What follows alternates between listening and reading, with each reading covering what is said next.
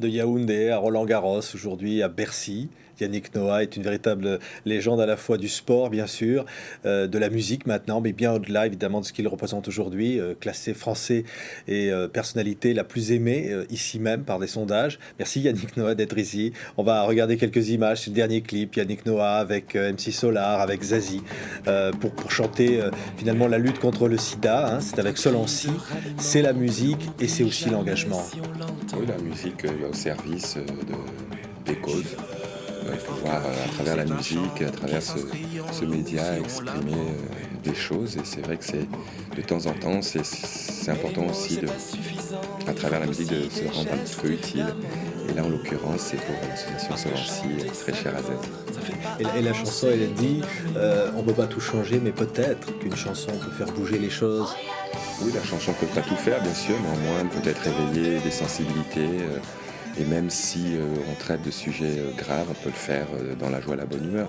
Parce que le but de cette association, bien sûr, c'est de rassembler des fonds, pouvoir continuer à communiquer sur ce problème qu'est le sida. Ouais. Yannick, Noah par Noah, c'est voilà, c'est un album comme ça, je vais presque dire c'est très intime, c'est un album de photos. On va voir quelques-unes de ces photos, Yannick, avec des souvenirs d'enfance d'abord, hein, de ce parcours que vous faites partager au public aujourd'hui, en lui disant, voyez comme je suis, et puis peut-être que ça peut dire que c'est possible pour tout le monde. Oui, ce livre, bon, c'est un peu un album assez personnel. Mais d'un autre côté, bien sûr, il y a toujours un message. Et le message, c'est que oui, j'ai toujours pensé que si j'étais capable de le faire, tout le monde pouvait le faire. Ouais, parce que là, voilà, on voit des photos comme ça d'enfance, évidemment, à Yaoundé. Vous dites dans ce livre, je suis zèbre, hein, c'est-à-dire noir et blanc en même temps. Oui, j'ai effectué une tournée, ma première tournée avec mon groupe cette année au Cameroun. Et oui, j'étais assez agressé à ma grande surprise.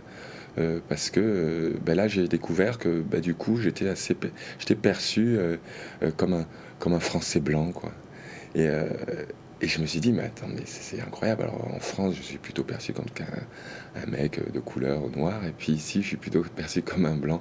J'y vais merde. Et puis en sortant de là il y a une copine qui avait vu que j'avais un peu des soucis avec ça. Elle me dit mais écoute en fait tiens tu es un zèbre.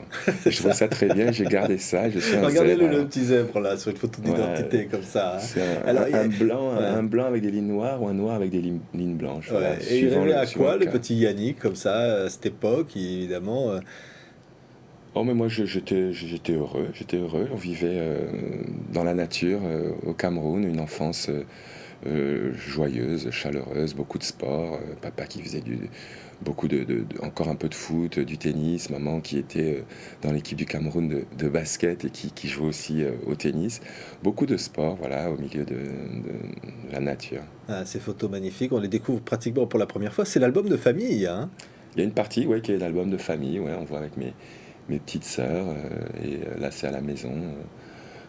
Ensuite, bah, c'est un petit peu mon parcours, quoi, un petit peu mon parcours qui commence au Cameroun, ensuite un passage à Nice et puis ensuite l'aventure du tennis, Ouais. etc. C'est le papa, hein, on le verra peut-être tout à l'heure en photo, qui dit un jour, Yann, il faut que, évidemment, cet enfant comme ça qui maniait la raquette, hein, parce que très très jeune comme ça, on a senti le talent, il dit, il faut que tu fasses ce sport-là, parce que c'est un sport solitaire, tu vas dépendre de personne. Hein.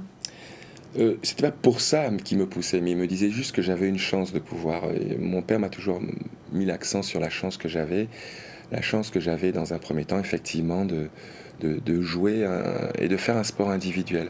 Papa était un très bon joueur de football, professionnel de football, et de temps en temps, il me dit qu'il a souffert aussi du fait que de temps en temps, il dépendait des autres. Il me dit, écoute, voilà, ta chance aujourd'hui, bien sûr, tu n'as pas d'équipier, mais ta chance, c'est de pouvoir compter sur toi-même. Si un jour ça va pas, bah, tu n'as qu'à t'en remettre à toi-même. Voilà, tu peux pas te cacher. Et j'ai gardé ça. C'est des conseils très précieux. On voit ici, c'est New York, hein, je crois, c'est Ouais, je suis à New York les avec premiers grands voyages. voilà, Hein. mes potes à l'époque. Là, je joue mes premiers US Open, ça c'est dans les années 80, Ouais. avec mes copains qui de temps en temps venaient me soutenir. Alors le tennis, c'est la souffrance, c'est le travail, c'est aller, le dépassement, aller toujours au bout et toujours encore davantage. Oui, avec cette sentence qui est le résultat. Il faut gagner. Ouais. il faut gagner. On peut bien jouer, on peut être, on peut avoir une bonne performance, mais si à la fin on perd, tout est effacé. Et puis non seulement c'est dur personnellement, mais c'est aussi dur parce que le lendemain on se réveille et puis on est jugé par rapport à ça, quoi. Et c'est vrai que c'est en fait, quand on est professionnel assez jeune, c'est sûr que c'est lourd, ouais, c'est ce qu'on appelle la pression, Ouais. pression du C'est-à-dire qu'à un résultat. moment donné, hein, vous dites dans le livre, il faut toujours dépasser, dépasser, dépasser, et à force de dépasser, on atteint encore un niveau encore plus loin, c'est-à-dire gagner. Hein. Non, mais on va très loin. Bon, mais c'est vrai que dans cette aventure du tennis, je suis allé au maximum de mes possibilités parce que j'ai donné pour ce sport, pour cette passion, quasiment 15 ans de ma vie. Je ne peux pas imaginer ce que je serais devenu si je m'étais plongé dans une autre activité et si j'avais pu faire 5 6 heures par jour je sais pas moi, ou d'études, ou de guitare, ou de piano, Mais là, on voit sur cette et- photo, là, il y a de la souffrance aussi. Oh là, c'est Hein. presque un là, je me souviens, je jouais contre Agassi, je viens de faire 3 plongeons dans le même échange et je rigole parce que j'ai fait le point. Mais oui, non, mais il y avait le show, il y avait tout ça et j'aimais beaucoup plonger. Ouais, il y a des images très bouleversantes dans ce livre, évidemment, celle de la victoire, mais il y a aussi le découragement. Il y a des moments, Yannick craque et quasiment envie de tout abandonner. Bien sûr, il y a des moments difficiles et c'est pour ça qu'on apprécie les beaux moments. Sinon, ma vie aurait été une espèce de fleuve comme ça, tranquille. Et non, c'était des moments d'émotion, des moments durs. J'ai toujours été très sensible. Alors sensible dans la victoire, mais aussi sensible dans la défaite, sensible dans les moments difficiles, mais toujours à l'écoute de mon cœur. Et c'est vrai qu'il y a eu des moments où je me suis senti parfois seul, parfois euh, euh, pas compris. Et oui, il y a eu des moments de solitude, assez rares, mais réels. Et là, c'est la joie avec papa dans les bras. Hein. Hein, c'est... Oui, un moment rare. Un Ouais. moment Là, rare, on ouais. pleure vraiment. On se dit, à un moment, on veut être seul, on veut 5 minutes, on ne veut plus les journalistes, on veut partager ça avec ses proches. C'est très intense, ça dure quelques secondes, mais ça vaut tout le travail, tous les sacrifices, parce que c'est simplement, je suis juste en train de pleurer dans les bras de mon père. C'est assez rare de pleurer de joie dans les Ouais. bras de son père. On Ah, pleure souvent dans les bras des siens de tristesse, mais pleurer de joie, c'est assez rare. Et j'ai eu la chance de faire ça avec ma famille, avec des copains, des équipiers. Euh, c'est rare des hommes qui pleurent de joie. mm. Et alors, l'amitié et des visages amis, comme ça, dans ce livre. Arthur H, par exemple, comme ça. Ça, c'est... Cette photo-là, quand même, représente quelque chose de fort. C'est extraordinaire. Quelques années avant, il me signe un poster au Cameroun en me disant j'espère qu'un jour je te verrai à Wimbledon. Bon, ça valait une cote à Oui, l'époque, mais c'est vrai. c'était juste impossible. C'était juste que. Mais j'avais cette espèce de rêve fou, quoi. Le poster est au-dessus de mon lit, et puis quelques années plus tard, pour la première fois, je foule la pelouse du Central de Wimbledon, qui est le temple du tennis, avec mon héros, quoi. C'était un match incroyable. C'est un souvenir unique, enfin inoubliable, parce que. En plus de ça, on joue contre deux Sud-Africains. Donc pour le symbole, c'était fort. C'est un match magnifique. On gagne 18 au 5e set, après 4 heures de match. On sort de là, standing ovation. C'est comme ça que je suis rentré dans le grand bain avec mon héros, quoi. J'ai pu vivre ce moment avec la personne qui m'a aidé, quoi. D'autres visages, Roger Touré. José, ouais. Hein. José, mon pote, depuis toujours, grand footballeur et surtout ami depuis 20 ans maintenant. Ouais. Rien ne peut séparer cette amitié et les visages aussi. On en voit dans ce livre, il y a Bob Marley, il y a Mandela. C'est-à-dire, il y a une inspiration très forte au-dessus de tout ça. Il y a une sorte de sagesse à un moment. On se dit, c'est plus que du tennis, c'est plus que.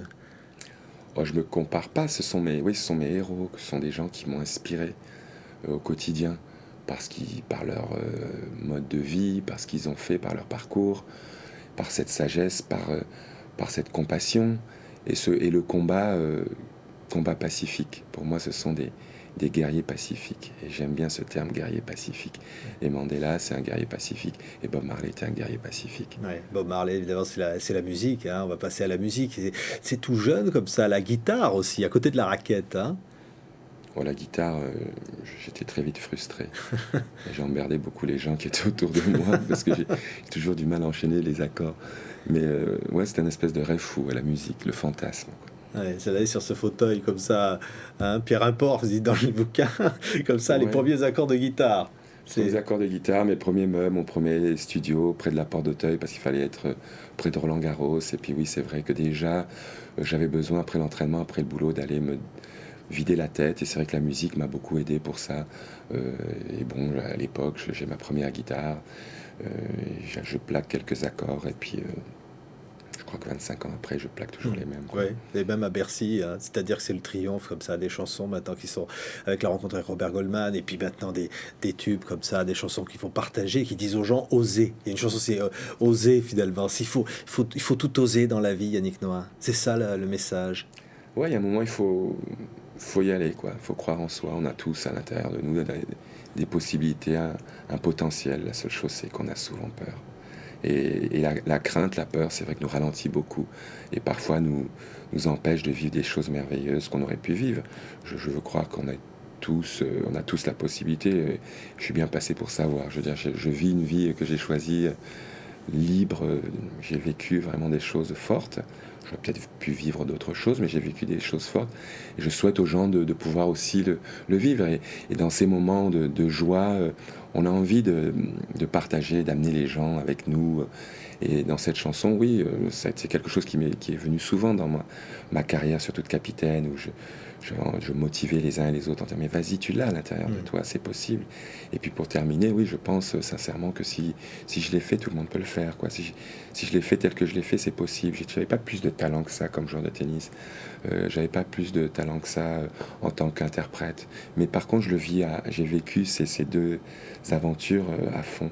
Et je pense que c'est ça que le public me renvoie, ce respect du cœur, à savoir qu'ils sentent bien que je suis intensément sincère dans ce que je fais. Merci Yannick Noah. Clin d'œil à Yaoundé, à Douala, au Cameroun, et puis à tous les autres. Et puis merci d'avoir été avec nous sur Merci à TV5 vous. aujourd'hui pour ce beau livre. Merci.